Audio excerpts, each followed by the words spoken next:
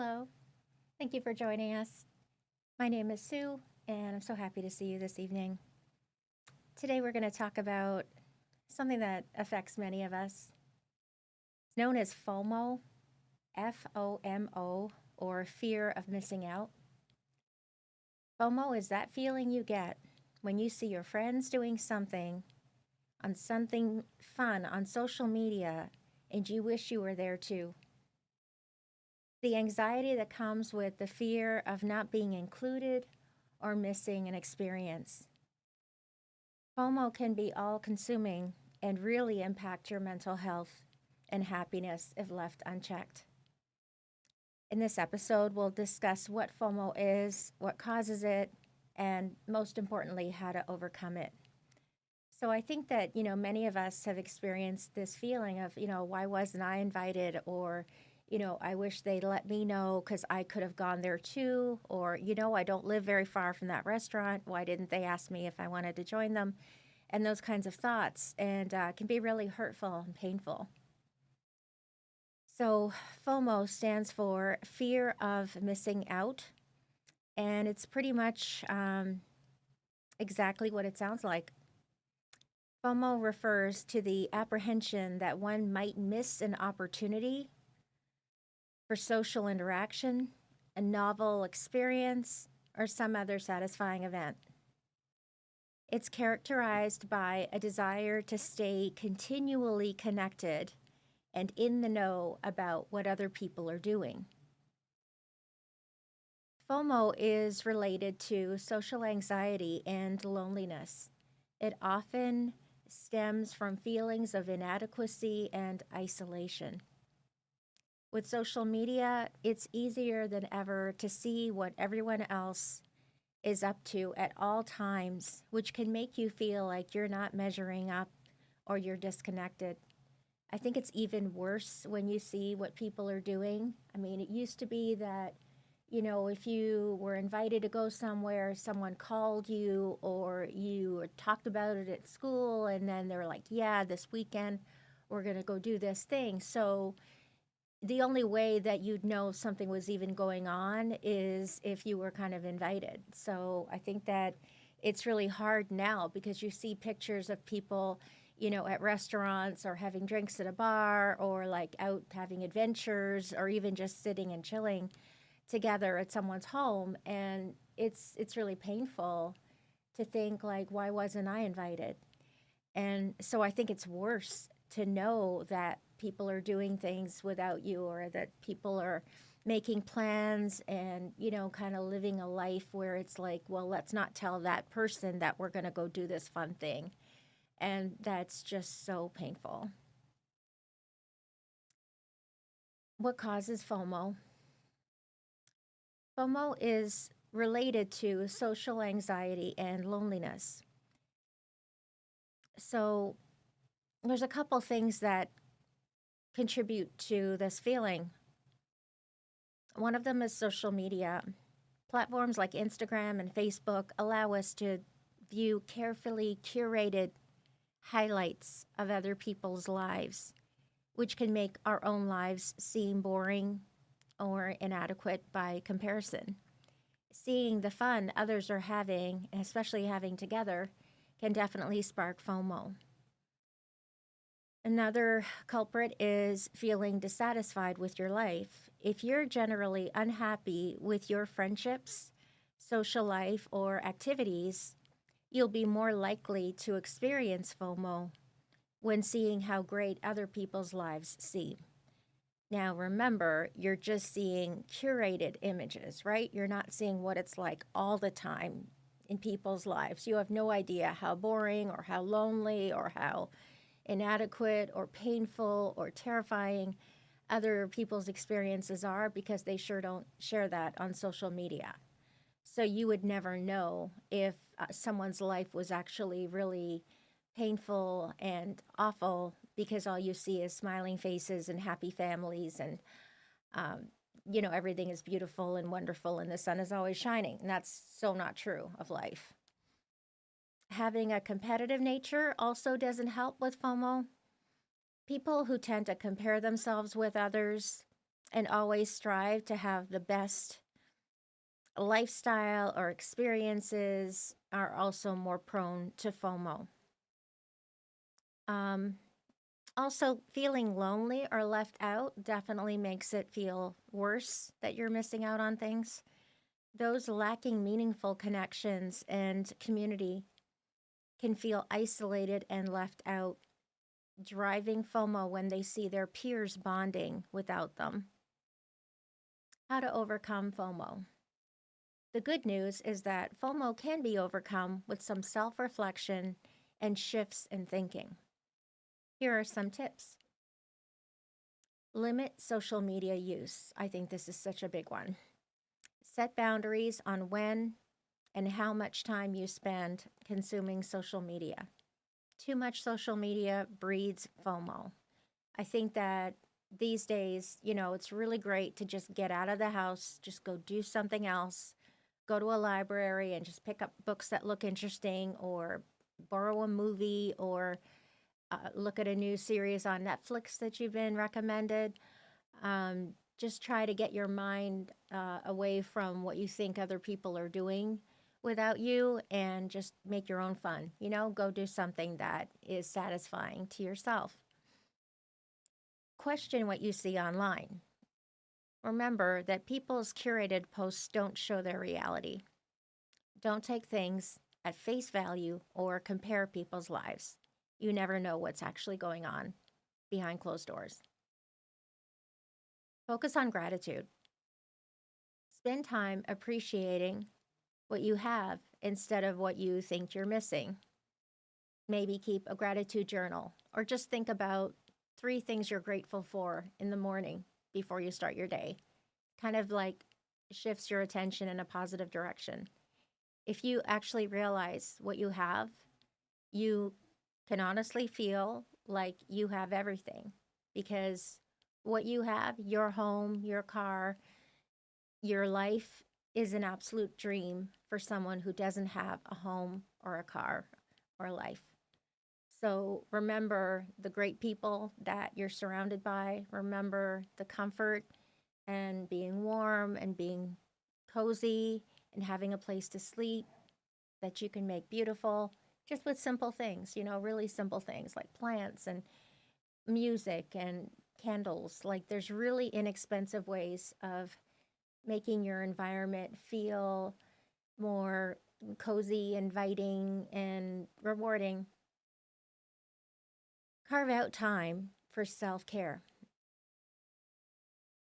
Make sure you're not too busy keeping up with others that you neglect your own needs. Prioritize yourself.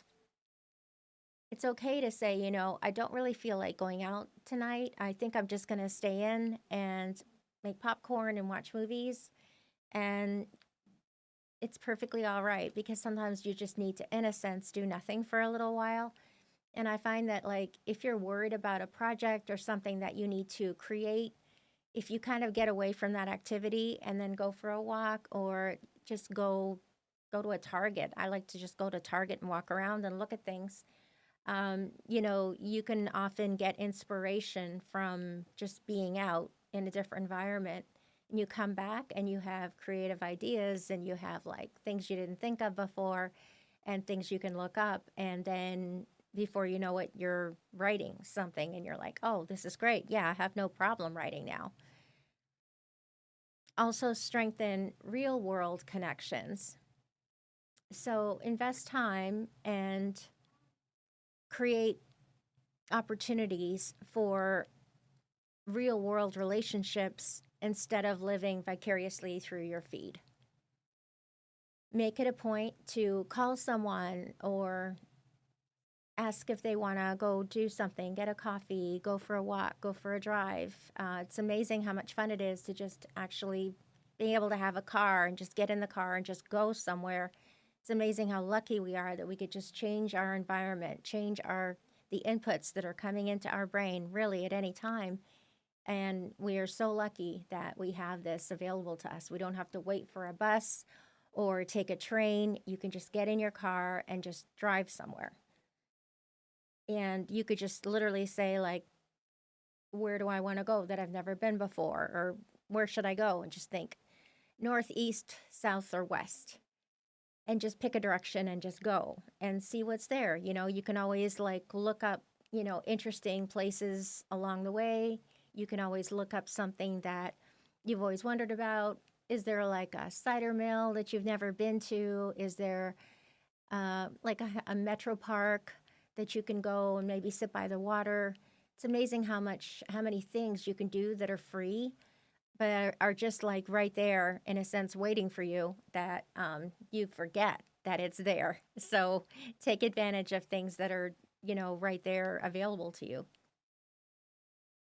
The bottom line is that FOMO will continue creeping in from time to time, but keeping perspective on all you have, limiting social media fueled comparisons, and making self care a priority can help keep it at bay.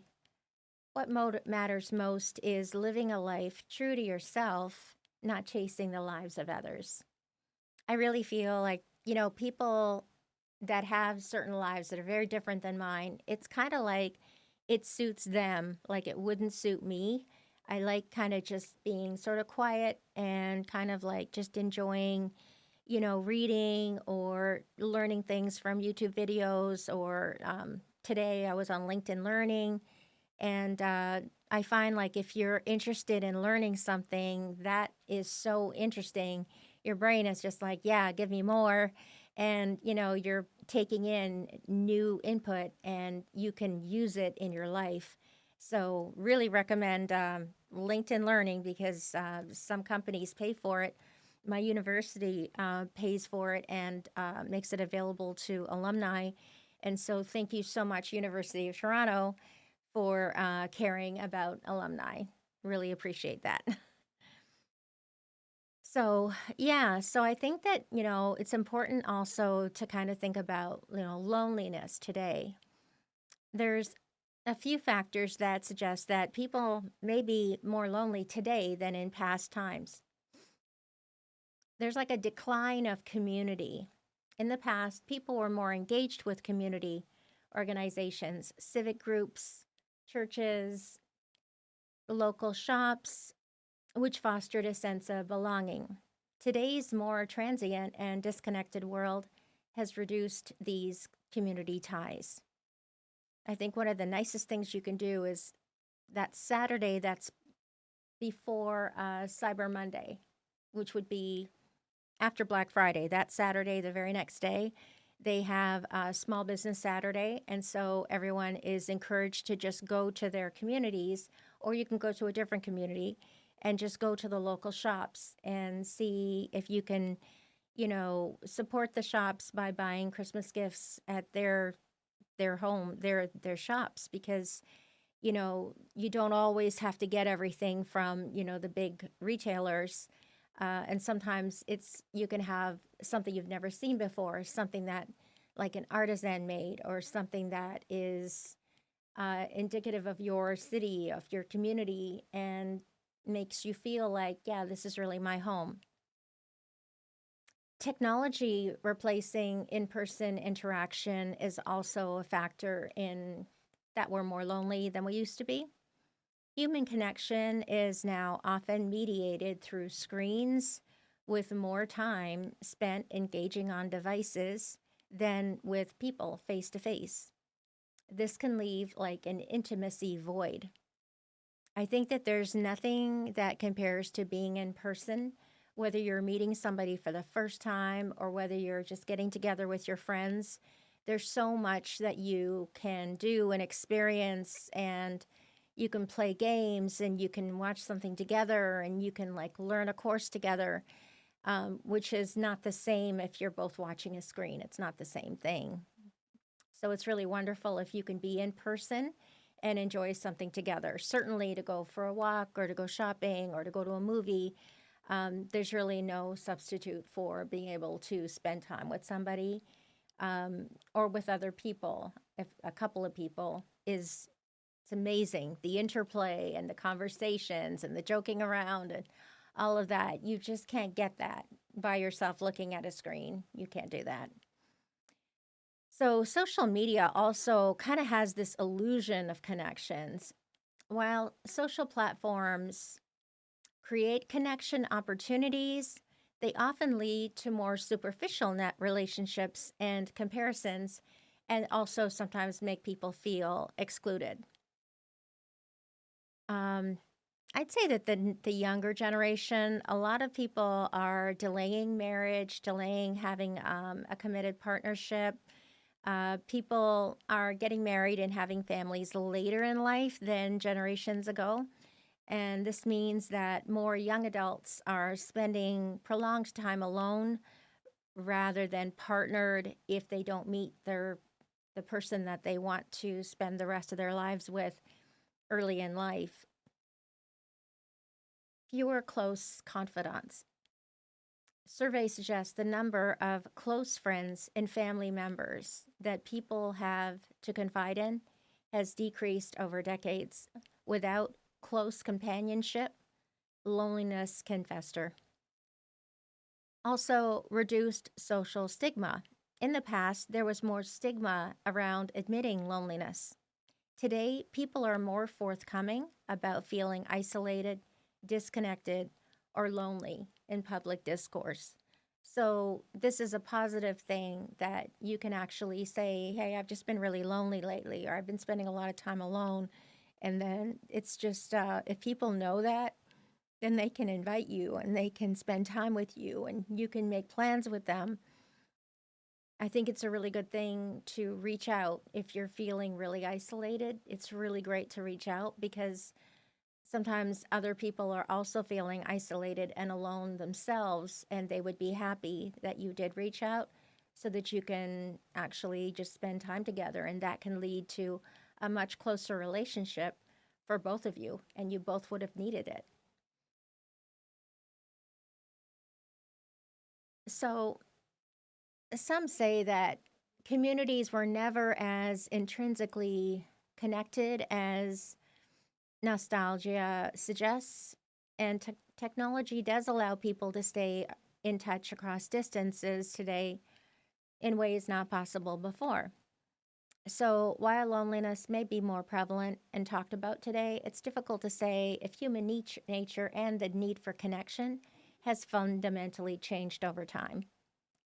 But fostering community in new ways for modern times remains important. So, I also want to talk about how do you reach out if you're feeling socially anxious? So, here are some tips for reaching out when you're dealing with social anxiety. Start small. Don't try to go from no contact to hosting a huge event. Make small gestures like commenting on a friend's social media or sending a text to catch up and build from there. Lean on your existing supports first. It's easiest to reach out to people you already have a comfort level with, like close family and friends. Practice on them before extending further. Be honest. Let people know you've been dealing with anxiety and haven't been as social lately. True friends will understand and appreciate the effort. I myself would be really glad to know if somebody was having a struggle with something. I'd want to know about it so that we could talk about it, that we can think about what can we do to make it better, and that we can share solutions and not just have the person kind of suffering by themselves. You can also use tools that feel safer. For some people, calling on the phone might be too much, but texting or messaging online might be better for them. Use the medium that causes you less stress.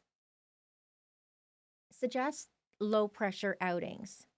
Grabbing coffee or going for a walk can feel safer than big social situations if you're anxious. I think coffee would be a nice way to meet someone new.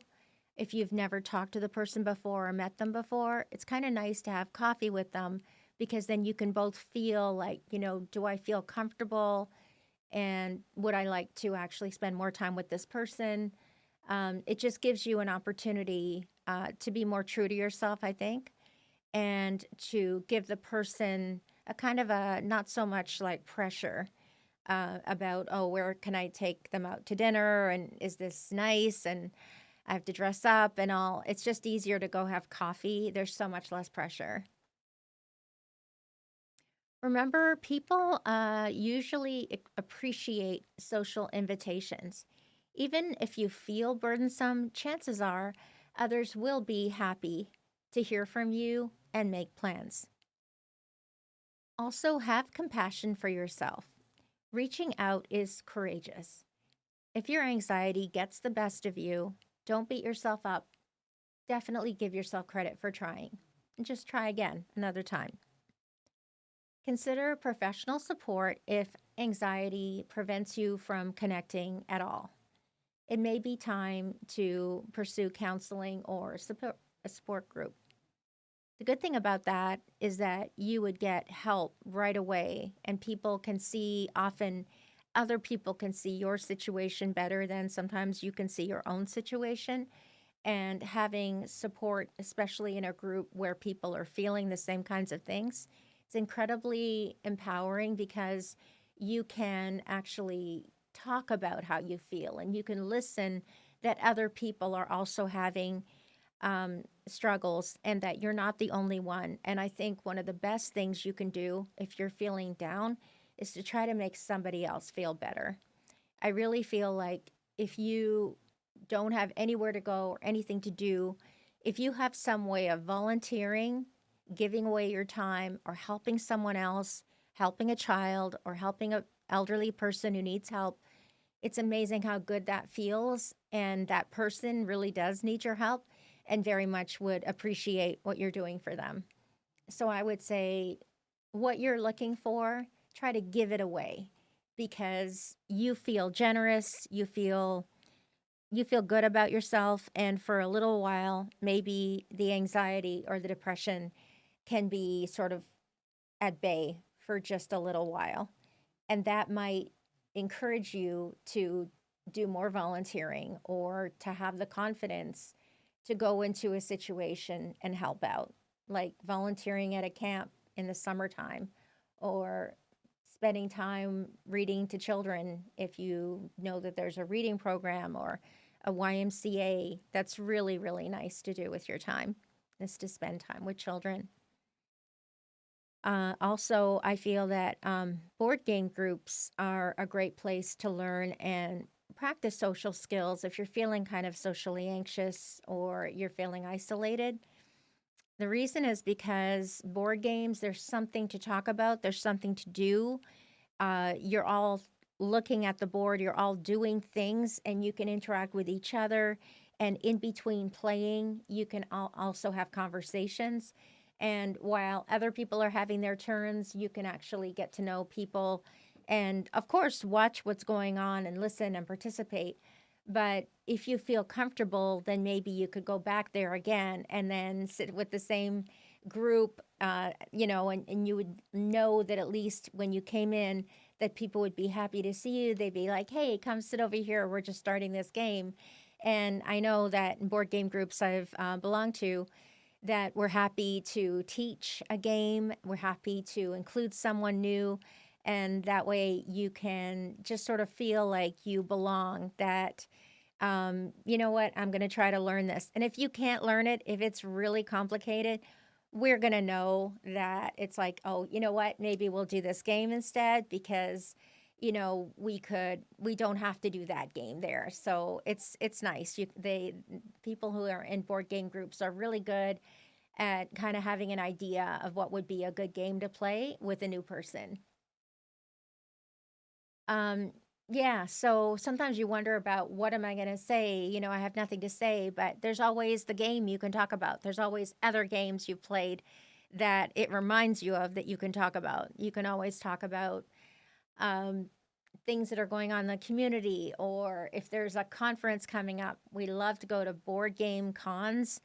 And so I've gone to so many with friends and continue to go because that's where you meet people who are also interested in games and in board games and video games and things like that. So it's really fun to meet new people and situations like that because you already have so much in common.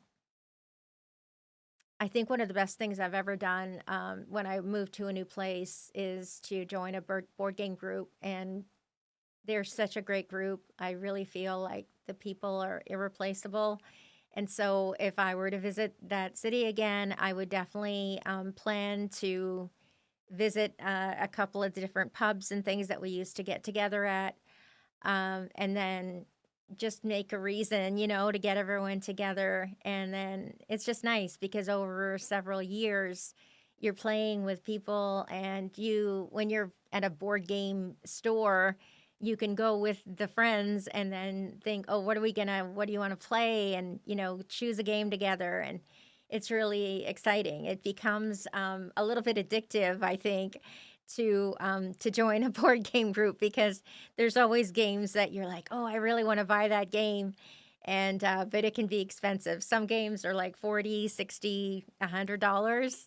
And so it can be an expensive hobby, but you don't have to buy everything. You can just play things a couple times and kind of like know whether or not you really want to own it. You also have to have the right people around you to play it. So, it's kind of like all those things come into play, right? So I just wanted to thank you for spending time with me and letting me just kind of talk about loneliness and fear of missing out, social anxiety. I think it's an important topic, and I welcome your comments and how you feel about the things we talked about, and how do you conquer fear of missing out, and just how do you deal with things um, in this current social environment. And do you feel alone? Do you feel like you wish you had more connection? Let's reach out and tell each other what we need, because we really are a community. And it's just wonderful that we can get together and talk about things, even hard things. So, yeah, I'm really glad that we took the time to talk about this, because you never know what people are going through. You never really know if people are fighting a really hard battle and that they have a lot on their plate. So I would just urge people, please tell others. If you're having a hard time, please tell others, because we all want to help each other. And we're here to walk each other home. I really believe that's what we're here for, is